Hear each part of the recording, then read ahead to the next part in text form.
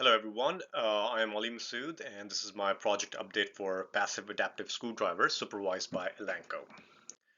Now, the goal of this project is to come up with a prototype that can passively insert a screwdriver into a sample, i.e. wood. To do this, I need to have control over three different things, which are torque, force, and displacement. Now, before I even start coming up with a design for the prototype, I need to have data of what kind of torque force is required to create displacement in a sample of wood, for example.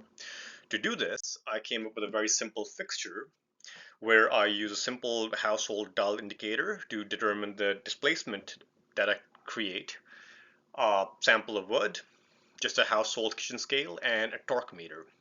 However, to get the correct torque meter, because I need to have a very small range of torque to actually get credible data, I need to figure out what kind of torque I'll actually require.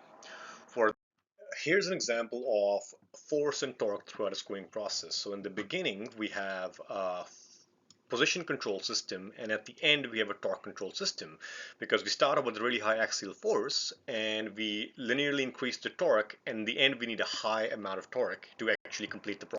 Furthermore, from this table, we can see that the torque required is directly proportional to the density of the wood being used. So wood that is twice as dense will require twice the torque. Their study was primarily based on Phillips head screwdrivers, which also have a tendency of having a cam out where the screw head slips on the screw. As a result, I would like to replicate the data set with a square drive and a hexagon drive screw as well, which are commonly used in construction, which are less likely to have a cam out.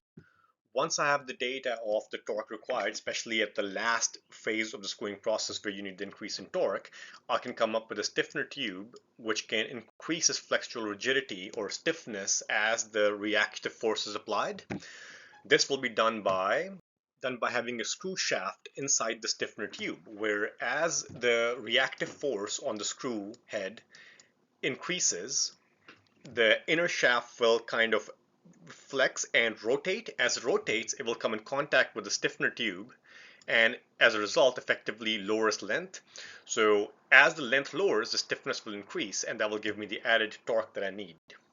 And for the future, I would like to create a simple gearbox which can give me consistent torque and RPM, so I can focus on the actual passive compliance part of the system and check the feasibility of it. And if everything works as it should, then create a working prototype.